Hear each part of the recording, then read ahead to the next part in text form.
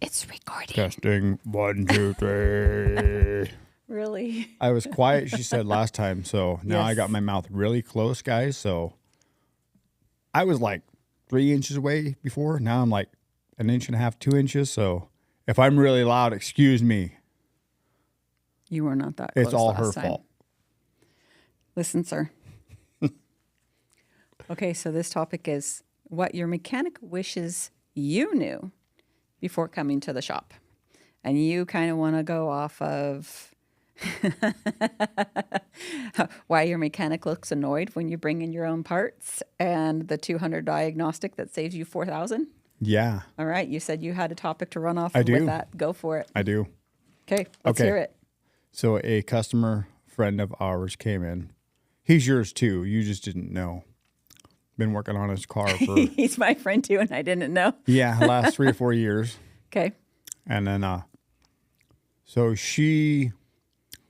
his girlfriend had their vehicle at a different shop. Okay. Not going to say which shop it was. We don't want to do that. Oh, is this the engine one? Yeah. Oh, So it was a Subaru. They take it to the other shop. The boyfriend calls me up because I've done work on his cars for the last 3 or 4 years, and he had really a good experience. He says, hey, I would like for you guys to take a second look at this and make sure that's what it needs. They said it has 0 compression in cylinder 1, I think it was. Whatever it was. I believe it was cylinder 1, they said. isn't there a TikTok? Didn't you do a TikTok? I did. Yep. And a lot of people, it got some big reactions.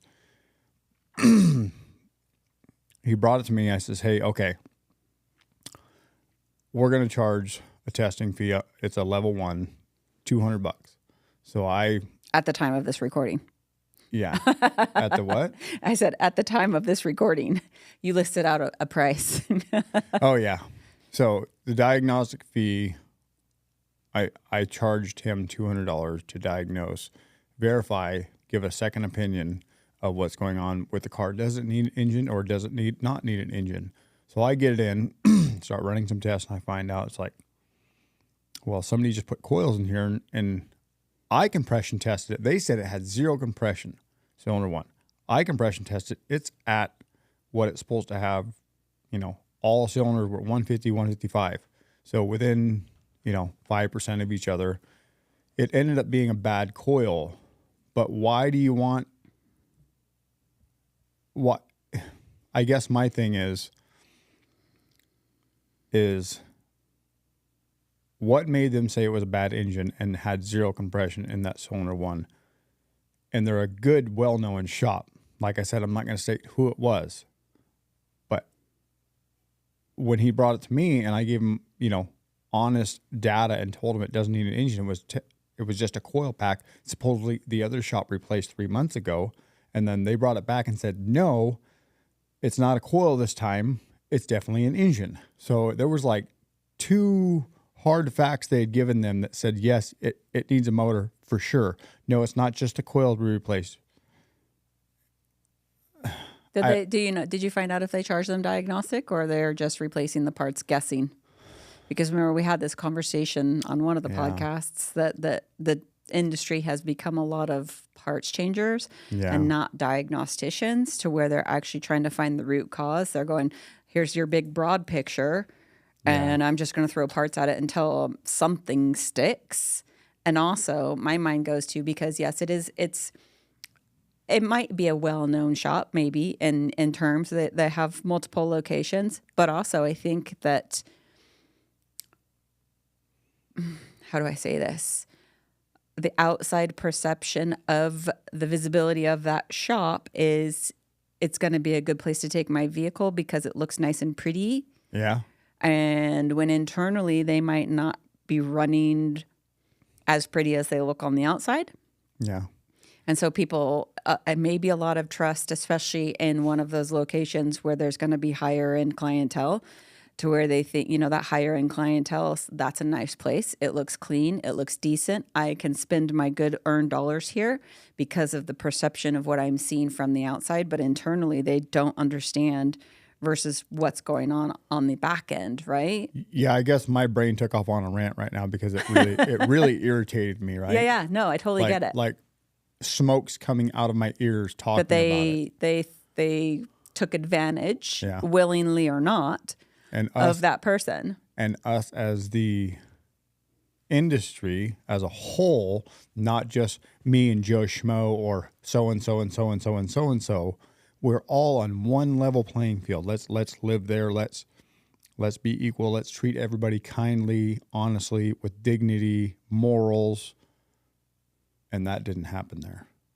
And I know the shop, and I didn't say who I was. I didn't say I know who it was. I know who it was. I know what technician it was. I know everything about it already now.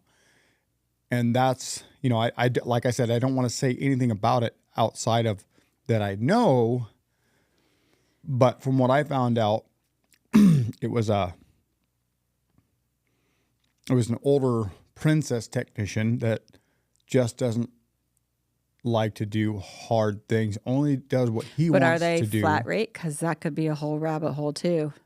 And only does what he wants to do. Yeah, and he probably was going to lose money because it was a comeback, right? Right. If he's flat rate, yeah. Yep. So he doesn't want to touch it. Yep. So here, I need to make money because it's a comeback. Yep. So I'm just going to call an engine because I need the hours for my paycheck. Which that's a whole. I think you get me on all these rants when we get in here. Like the AI rant, the school rant. That's pretty hardcore. Yeah, because that's not fair to technicians. That's horrible. It's not fair to them to be like, okay. It's not, but because we do have one child who is flat rate and he absolutely loves it, but I don't know that he understands the advantages. He went back did he go back to hourly? He didn't. Okay, because I was going to say he doesn't. I don't think he understands the advantages of being hourly. Maybe with a bonus, like a lower hourly guaranteed pay with a level up of bonuses. They were within messing with his hours like they can do, and making him work and train somebody and not get paid. Like that's basically, it's a flat rate for those people who don't know what flat rate is basically commission only. Yeah, it's almost like a sales job, but commission only. So if I have a ticket and it calls for 5 hours, if I can do that ticket in 2 hours, I still get paid for that 5 hours. But if it takes me 10 hours, then I only get paid for that 5 hours, but I've been at work for 10 hours. Yes. So basically I'm either making double my pay, let's just say $10 an hour for a nice even example. So I get paid $50 for that job if it takes me the 5 hours. I get paid $50 for that job if it takes me 2 hours. And I get paid $50 for that job if it takes me 10 hours. Yes. So basically my hourly wage fluctuates based on my level of capability on how I can do that job. Right. Which is stupid. And that may have been a huge reason why, but from what I heard, he gets paid very well no matter what, and he just didn't want to do and deal with that car anymore. So he went. Is he an older technician? Yeah. Is he out the door? And I guess I got to realize I'm going to be 47 this month, and no, not this month. You've got a couple months. I mean, this year, Don't age me. I'm 46. I will be 47 this year, so stop. You know what I meant. Not this month. But I'm looked at as an older technician, right? Yeah. But I still like working out and exercise, and I'm young and ambitious, and I love playing games and RC cars and doing lots of fun things. Oh my God, but I know that's like when people talk about the 90s, like that's a trend all over my socials right now is, Dad, what were you like in the 90s? And then it shows like all the movie stars are showing up. I'm like, holy crap. Yeah. Like, really? I do more now in my 40s. You know what else is coming back? Mid and later 40s. You know what else is coming back? Than I did in my 30s. Do you remember the long socks? Like people would wear the long socks over their pants? Yeah. Apparently that's coming back now. If you wear the short ankle socks, you're old. Yeah. What? I saw another thing too that I really enjoyed. I like my long socks. Guess what? I'm old because I have the ankle socks. But listen, I saw another thing. Listen, I saw another thing too. The trend was, especially for us women, I've been through 3 iterations of baggy, like the super baggy in the 90s, and then to the tight jeans, and now we're back to the baggy again. I don't think it can handle another back to the tight jeans again. No, I don't like it. It just cycles, and I think that's age is a mindset. It is, but then when the older we get, the faster it goes, and we don't realize like time compresses, and we don't think of like the 90s as being 30 plus years ago. Yeah, So Yeah. yes, you're of the older generation of technicians, off on my rant. And the newer ones, like Alec, almost 30, is coming in, and they're the younger ones, and they don't want to be paid flat rate. They don't want to be paid flat rate. I guess you're always on the move and rushing and pushing hard to hit those flat rate numbers. Because like you said, a lot of technicians, if they listen to this, are going to be like, well, for me, right, I can go in, I could be flat rate, and I could kill it. But the work has to be there. Yeah. And you have to fight for the work. Yeah, then it makes you selfish for the job too. Right? Only because I can pretty much go into any car and go, yep, here's my laundry list of stuff, give it to the service advisor, and on to my next one, Now I'm training and teaching and going, what's right, what's wrong, here's morals here. This is why we want to call all of this, gentlemen, because if you miss it, they're not going to be very trustful in the end when you miss something, and they're going to be like, well, how come they wanted to do this at this shop and you didn't, right? So I'm trying to educate them on why I call everything, why we're looking at all of these certain things we look at. And it's going to take a long time for them to get to a point where they could be flat rate, do very good, not cut corners and miss things that, Or be a parts changer. Yeah, don't be a parts changer. So it takes a long time to get where I'm at. And now I'm just training. It's like, you're right, 100%. A lot of technicians cannot and should not be flat rate because they cut corners. Now we're not looking at the customer's best interest. We're not worried about Katie's mom, Katie's dad. No, we're not looking at I think it bleeds over to the service advisor too, right? Because if the service advisor is that in between the technician and the customer, yeah. I know which good technician I can grab. He's going to get the job done so I can get more car count or however they're paid, right? Yeah. So if the service advisor is incentivized as well, then the service advisor is going to pick the best technician always and not give the lower people, the slower people, the learners, the jobs, because I can get more money out of this guy. Both of us can make more money because he's faster, he's flat rate, he's going to knock this 5-hour job out in 2 hours. And I'm going to get a bonus on that, whereas these guys over here are going to take forever. So I just think the flat rate, just the flat rate itself and a commission based only for the front desk person, the service advisors, is a horrible way to pay your people, number one, and doesn't also, maybe that's part of the bad rep that the industry gets in because customers don't see that behind the scenes of the dynamics of, this is how I get paid. I'm strictly commission and I'm strictly flat rate, like most dealerships probably do. And so they have this whole dynamic behind the scenes between a service advisor and the best technician and feeding them the work. And that it is a fight to the death type of thing, you know? Yeah. And, I think you caught a lot. You just realized a lot right there in your short portion of time being with the shop that I've seen for a long time, right? Like working with a lot of other shops and managers and service writers that, of course, they definitely want more money. 100%. They want more money. They want the faster tech on it, and they want the good attaboy from the owner, whoever it may be, right? Because there's a lot to it. But like you said, we don't want to run our business that way. I'd rather have it a little bit slower. Let's not worry too much about, of course we have to pay bills, right? Yeah.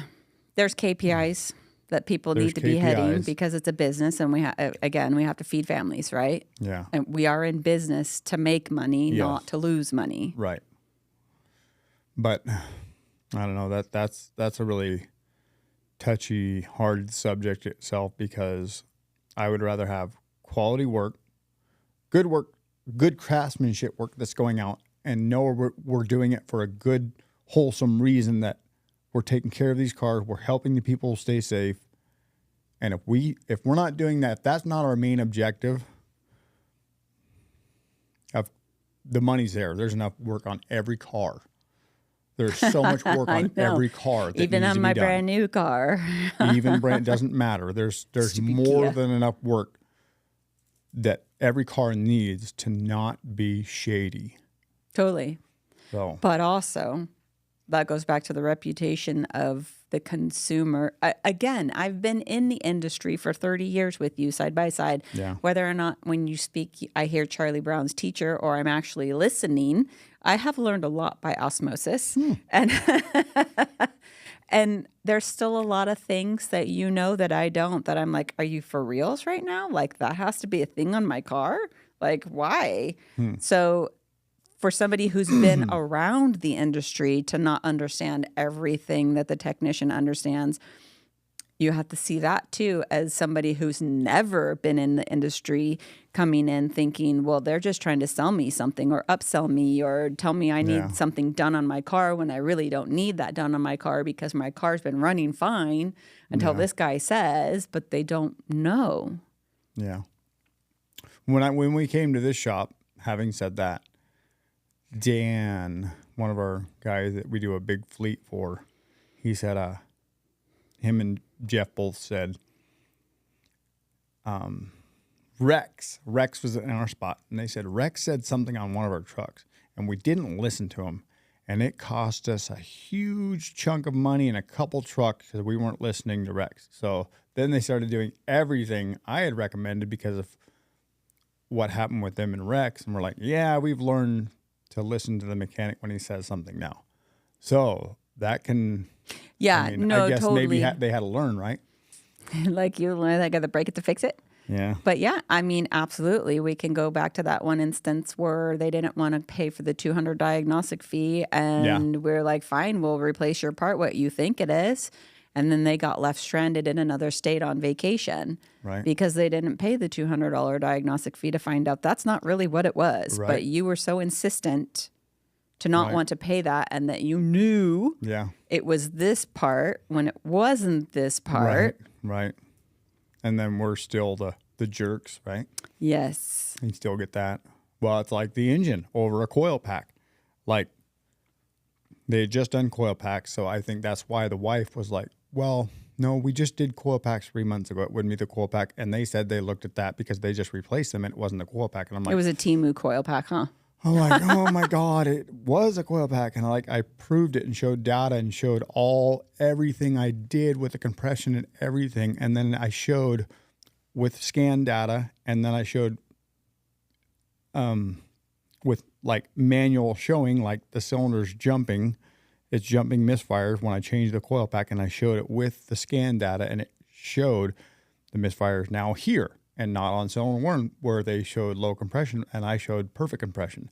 And it was like, he got that. Like he was so happy. And I'm like, I'm not going to allow it to go to the other shop. I'm putting a coil pack in it. I just charging you a diag. I'm not going to charge you labor for the coil pack, right? Because I'm already there. Either way, I want the coil pack in there to show you when it leaves, there is no misfire, 100%. Because if it goes over there, no, it's still misfire. And see, he was wrong. And then it's all he said, she said. And I was like, he's like, no, I appreciate that. Just put the coil. I was going to have you put the coil pack in and just fix it, and then we'll take the coil pack back to them. And I was like, thank you.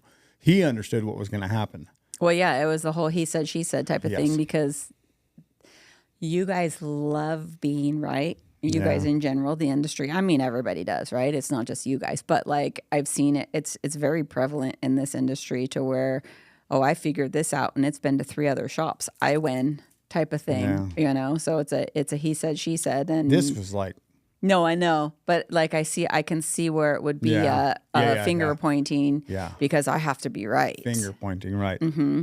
No, they're wrong. They would not have liked, they didn't like, I'm sure of it, because you could hear her in the background screaming, they checked and it's not missing, and that's what it was. I was like, uh-oh. And he's kind of chuckling. Yeah. And I'm like, oh no, what did I get myself into, you know? Yeah. So I don't want to be the right one there, especially if it was, say it was somebody that came in that was helping us, or it was a newbie or somebody like our last salesperson we hired that didn't care about anything, we had to let him go. Maybe it was something like that they came in for a brief moment and was just like, don't care if I throw rocks from a glass house or whatever that may be. Like, I don't care what happens to your business. I'm going to sell something to make some money. And that could have been what it was. Yeah, from the other shop. Yep. Yeah. But again, it goes back to the whole service writer technician dynamic. I think a lot of it has to do with mood of the day, what the mood they're in, how are they paid, you know, and then how resentful are they towards the actual owner, not realizing the back end of how hard and how much work had to go into creating that job that they have for that person from the owner's side. Yep.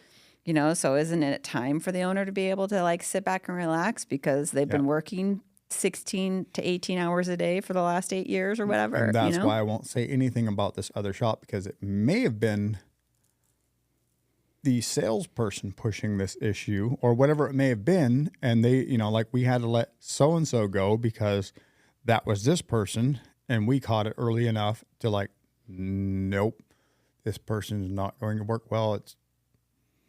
There's a lot of bad things already happening in the first couple of weeks, and we had to let that person go. When you can see both from the customer and the employee side of this one person is like the poisoned apple in the whole barrel. Yeah. It's going to poison the, no. And the whole time if I'm willing to fire a daughter, I'm willing to let anybody go. Yeah. If you're not a right fit for me, not doing what's my employees and the people that I'm here to serve, then you are not part of my team.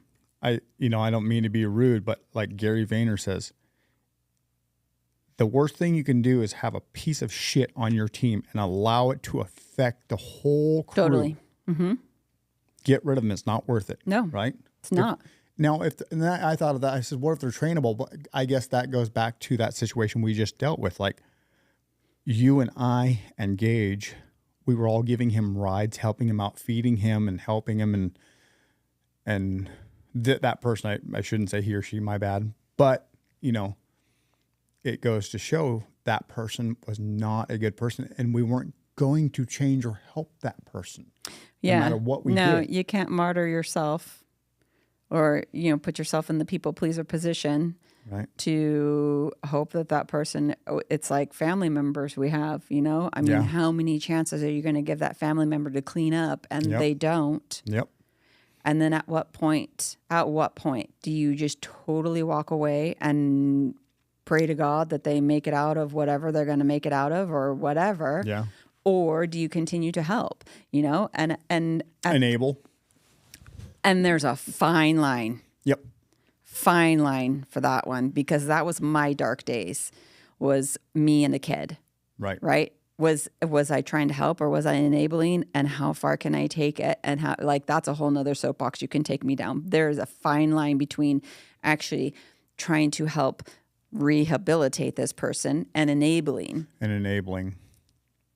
I think I've seen that with this last person we hired before, Elena, who is freaking amazing and is that mouthpiece and that translator from the shop to up front and in between and all around. Is like, God bless you. Because she likes cars. Thank God. She's never allowed to leave. Thank God. Like, I'll say it again. She cannot leave. Yeah. But I'll say it like my brother. I don't care. If he listened to this, I don't care. But he was enabled. Everything is external. Everything. And he may be realizing it now. A victim stance. Yes. He may be realizing it now, and maybe not. Maybe this opens his brain up if he does listen to this. But everything was external. Why his life was the way it was. Same as this last person we had hired. That's all I seen come through on the text message after we helped him, give him rides, fed him. I was about to buy him a car because he had no car. Thank God I just walked away and cut him off, right? That was the same with my brother. Everything is external. Nothing was his fault. It's because of this, or this. And our daughter, I've caught her saying those same things. It's like, hopefully you guys can look from the outside in and go, maybe I should take some accountability. Maybe I should work on myself and really look at what I'm doing. I'll catch myself and do it, and then I'll admit it, and I'll go, stop. What are you doing? What's going on here? Okay, but that's the growth. And evaluate myself. I think that's the growth, because every human is going to be in that situation. That's just we live in 95% subconscious. Like only 5% are we walking through the day knowing what we're doing. 95% is patterns that we have accumulated and we don't see from the external side, right? So yep. I totally lost track. No patterns. You're gone. right. Like it's we're gone. just. But so the growth and the learning is recognizing. The faster you could recognize, and I'll use myself as an example. A couple weeks ago, she had asked me, or was showing me, took her own initiative, like freaking rock on, Elena, took her own initiative to do something that I felt was my job, right? And I was like, how dare you at first? And then I immediately turned it around and like, oh wait, my thought pattern was she's taking something from me, but reality is I would love to take that off my plate. And if she's taking the initiative to take that off my plate without even me asking, then let me teach her that so I can get it off my plate. So I think the growth comes in the faster that you could recognize and be aware of that pattern and then flip it is where, that comes into play of like, yeah, we're always going to be human and there's always going to be little baby triggers of patterns or whatever until they're totally gone.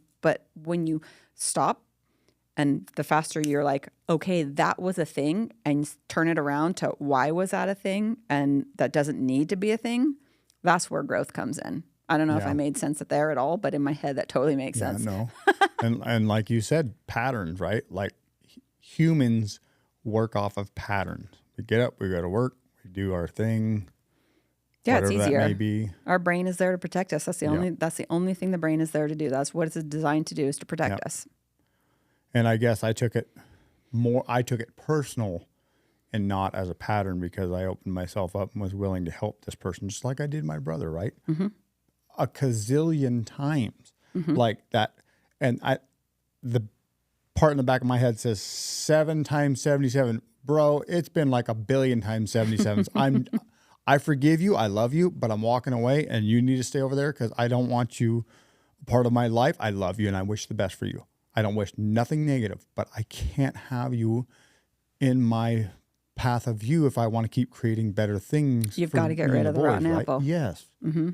So the boys whether don't that's need family that. or not. Yeah, the boys don't need that in the side of their, and yeah, like back to Elena. If you, like, I didn't think of that either, but when you said, let her, she wants to run the show. Let her run the show. She's capable of doing it. Mm-hmm. Give her that. And now it's like, you know what? When we take off in May to go to our, our group. And coaching. Our coaching.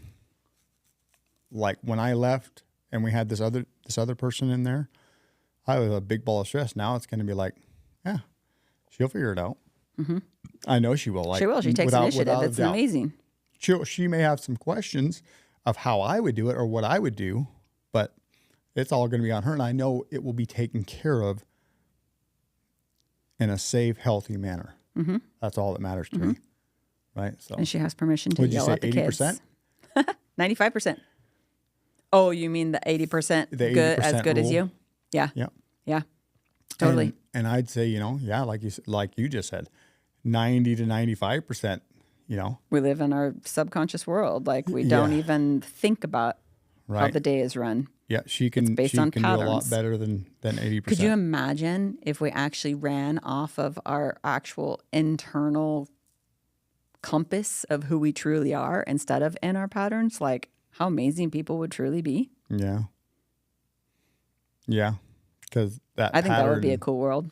That pattern they may have developed wasn't because of you, and it may show their pattern if you I'm just a mirror. Out of them. I'm just a mirror reflecting something that they may have been traumatized by, of like a reactionary. So you would get to see the real them, right?